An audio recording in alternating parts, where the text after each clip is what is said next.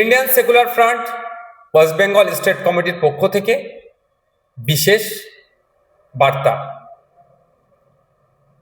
বর্তমান সময়ে একদিকে কেন্দ্রের ফ্যাসিস্ট সরকার, ঠিক সাথে সাথে আমাদের রাজ্যের আপাতমস্তক দুর্নীতিগ্রস্ত যে সরকার চলছে, এর বিরুদ্ধে পশ্চিমবাংলার মানুষ পরিত্রাণ পেতে চাইছে।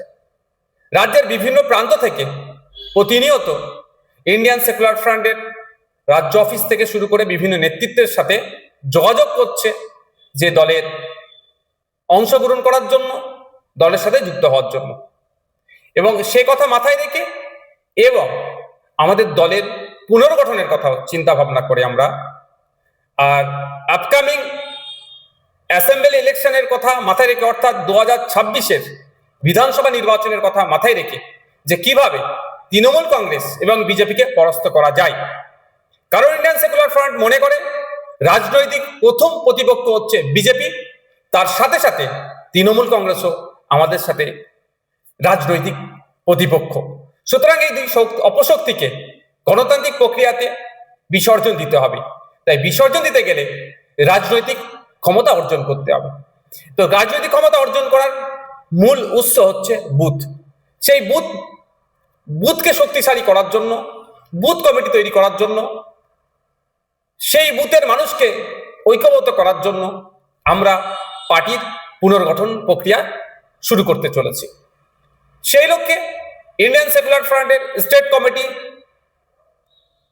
বিভিন্ন আলোচনা, একাধিক আলোচনার পরিপ্রেক্ষিতে আজকে আমরা রাজ্যের বিভিন্ন জেলার বিভিন্ন বিধানসভার অবজারভারদের নাম ঘোষণা করছি।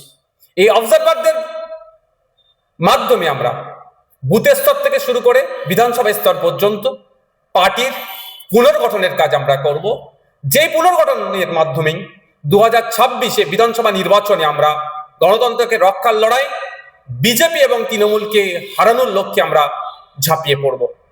আমরা এখন রাজ্যের বিভিন্ন জেলার যে অবজারভার যারা আছেন তাদের নাম ঘোষণা করব। ইন্ডিয়ান সেকুলার ফ্রন্টের পক্ষ থেকে যে সমস্ত দায়িত্বশীল মানুষদের হাতে অবজারভারের দায়িত্ব বা পর্যবেক্ষকের দায়িত্ব আমরা অর্পণ করেছি, প্রাথমিক পর্যায়ে অর্থাৎ যারা দায়িত্ব নিয়ে এই কাজটি সম্পূর্ণ করবেন, প্রথম পর্যায়ের ঘোষণা আজকে আমরা করছি।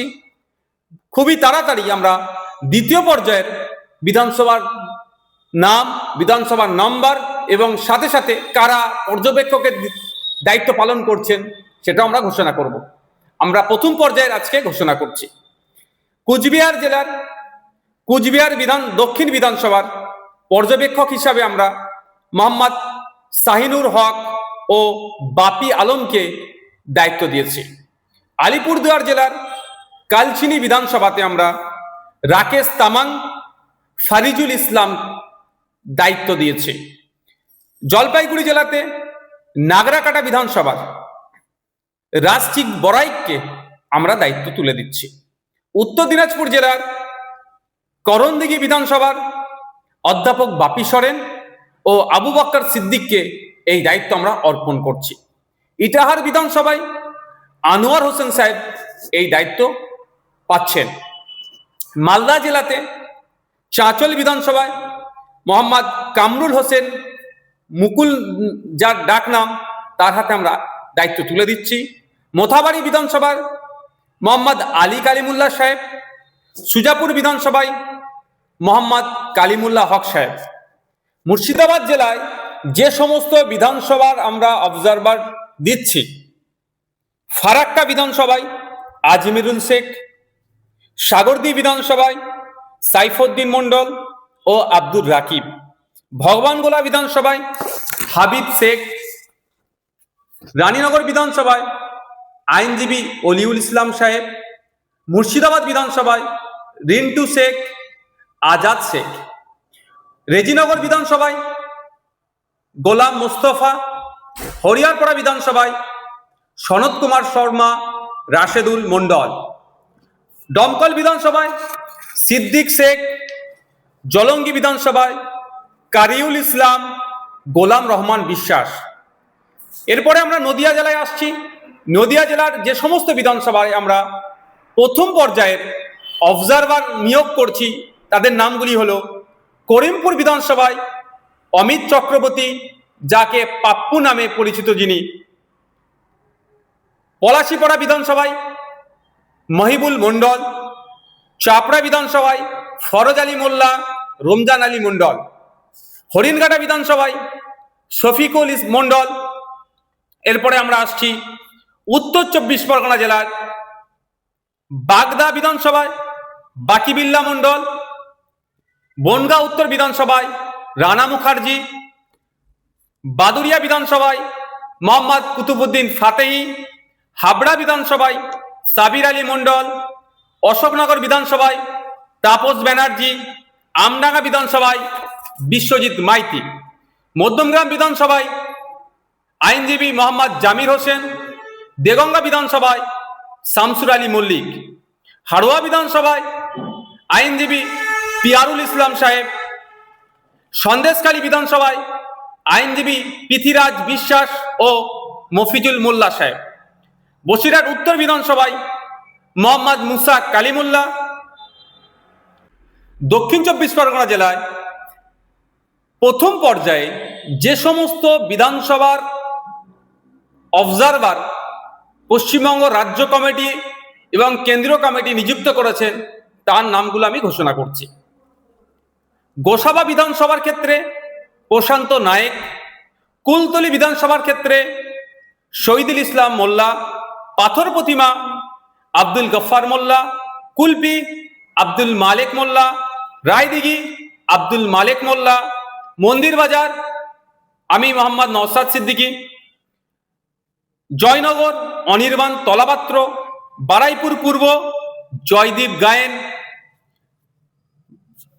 ক্যানিং পশ্চিম গাজী শাহাবুদ্দিন সিরাজি ও মোহাম্মদ মোর্তজা খান; ক্যানিং পূর্ব গাজী শাহাবুদ্দিন সিরাজি; মগরাহাট পূর্ব কংসারী মণ্ডল; ডায়মন্ড হারবার আইনজীবী মোহাম্মদ শাহাদাত শাহ; সোনারপুর দক্ষিণ অনির্বাণ তলাপাত্র; ভাঙড় আমি মোহাম্মদ নওসাদ সিদ্দিকী। হাওড়া জেলার যে সমস্ত বিধানসভায় এবং যাদেরকে প্রথম পর্যায়ে অবজারভার হিসাবে নিয়োগ করছি তাদের নাম এবং বিধানসভার নামও আমি উল্লেখ করছি।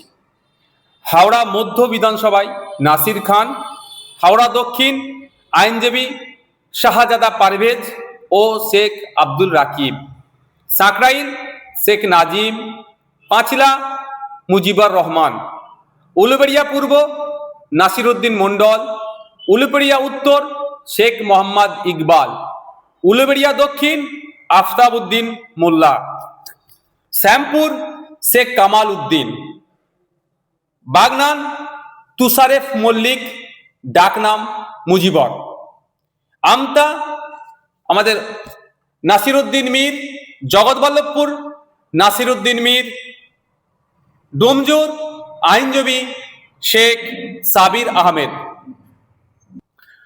হুগলি জেলার ক্ষেত্রে যে সমস্ত অবজারভার আমরা এবং যে সমস্ত বিধানসভায় আমরা নিয়োগ দিচ্ছি তার সেগুলি হলো: চণ্ডীতলা শাহরিয়ার মল্লিক; ধনেখালি জিয়াউর রহমান মণ্ডল মিঠু; তারকেশ্বর বাবু মিদ্দা; পুরসুরা সিরাজুল ইসলাম মিদ্দা; খানাকুল সাদ্দাম হোসেন। এছাড়াও পূর্ব মেদিনীপুরে যে সমস্ত বিধানসভার ক্ষেত্রে আমরা নিয়োগ দিচ্ছি অবজারভার: পাঁশকুড়া পশ্চিম শেখ আকবর আলী, তার সাথে শেখ শামসুর আলম; ময়না বিধানসভায় আমিনুল ইসলাম; নন্দকুমার বিধানসভায় শেখ সিরাজ আলী; হলদিয়া বিধানসভায় শেখ আতিয়ার রহমান ও নাসির আলী; নন্দীগ্রাম বিধানসভায় মৌলানা সবে মিরাজ খান ও কালু মল্লিক। ঝাড়গ্রাম বিধানসভার ক্ষেত্রে আমরা ঝাড়গ্রাম বিধানসভাতে সুভাষ হেমব্রম ও বিনপুর বিধানসভায় অধ্যাপক বাপি সরেন; পশ্চিম মেদিনীপুর চন্দ্রকোনাতে লক্ষ্মীকান্ত হাঁসদা; গড়বেতা বিধানসভায় রমজান আলী খান ও মোহন টুডু। শালবনী বিধানসভাতে লক্ষ্মীকান্ত হাসদা।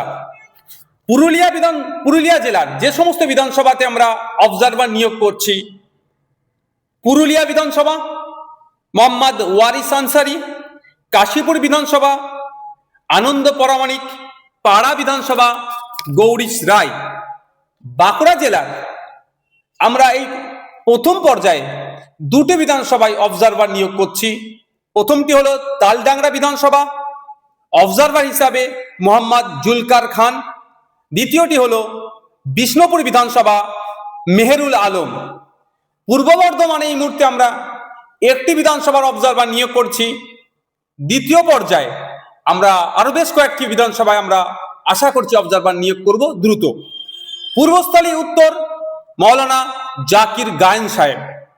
বীরভূম জেলার যে সমস্ত বিধানসভাগুলি আছে, প্রথম পর্যায়ে আমরা দুটি বিধানসভায় অবজারভার নিয়োগ করছি। প্রথমটি দুবরাজপুর বিধানসভায় মনিসুর রহমান খান, যিনি অবজারভারের দায়িত্ব পালন করবেন। দ্বিতীয়টি মুরারই বিধানসভা, হজরত আলী নামে যিনি আছেন তিনি অবজারভারের দায়িত্ব গ্রহণ করবেন। আমরা এই সমস্ত দায়িত্বশীল ব্যক্তিদের হাতে প্রথম পর্যায়ের যে বিধানসভা এবং বিধানসভার যারা দায়িত্ব নেবেন তাদের নাম ঘোষণা করেছি। অনেকে অনেক জায়গা থেকে আমাদের সাথে যোগাযোগ করছেন। যারা কর্মী আছে তাদের সমস্যাটা হবে না, যারা নতুন যোগাযোগ করছেন তাদের ক্ষেত্রে বলবো, তাদের উদ্দেশ্যে বলবো যে ইন্ডিয়ান সেকুলার ফ্রন্টের সোশ্যাল মিডিয়াতে যে সমস্ত অফিসিয়াল পেজগুলি আছে আপনারা নিয়মিত সেখানে ফলো করবেন। ওই পেজগুলিতে আমাদের পার্টির যে পক্ষ থেকে যে অবজারভার আমরা নিয়োগ করেছি তাদের ডিটেলস, তাদের কন্ট্যাক্ট নাম্বার, যোগাযোগ নাম্বার আমরা ওখানে আপলোড করে দেব। আপনারা যারা নতুন রাজ্য অফিসে যোগাযোগ না করে অবজারভারদের সাথেও আপনারা যোগাযোগ করতে পারেন। আপনারা যারা পার্টির সাথে যুক্ত হতে পারেন, ওই অবজারভারের নাম্বার বা তার পরিচিতি আমরা আমাদের পার্টির ভেরিফাইড পেজগুলিতে আপলোড করব। Indian Secular Front West Bengal state committee 26শে জুলাই রাজ্যের বিভিন্ন বিধানসভার অবজারভার ঘোষণা করলেন প্রথম পর্যায়ে। দ্বিতীয় পর্যায়ে আমরা খুবই শীঘ্রই বাকি কোন কোন সিটে অবজারভার আমাদের দেওয়া হচ্ছে সেটাও আমরা ঘোষণা করব। তবে আমরা 2026-এর বিধানসভা নির্বাচনকে পাখির চোখ করে আজকে আমরা 26 তারিখে এটার প্রথম ঘোষণা দিলাম। আমাদের লক্ষ্য উদ্দেশ্য 2021 সালে পার্টির পিরজাদা আব্বাস সিদ্দিকীর হাত ধরে সূচনা হলে সেই সময় মানুষের কাছে সেই ব্যাপকভাবে আমরা পৌঁছাতে পারিনি। যত দিন যাচ্ছে আমাদের পার্টির বিভিন্ন স্তরের কর্মীদের, দায়িত্বশীলদের পারফরমেন্সের বেসিসে সাধারণ মানুষ আমাদেরকে আপন করে নিচ্ছে। তাই আমরা সাধারণ মানুষের ভালোবাসা, দোয়া, আশীর্বাদ দিয়ে 2026-এর বিধানসভা নির্বাচনে গণতন্ত্রকে রক্ষার লড়াইয়ে, গণতান্ত্রিক প্রক্রিয়াতে ঝাঁপিয়ে পড়ব। সাধারণ মানুষের দোয়া, আশীর্বাদ তথা ভোট নিয়ে আমরা ডবল ডিজিটে যাতে পৌঁছাতে পারি তার সর্বোচ্চ চেষ্টা করব।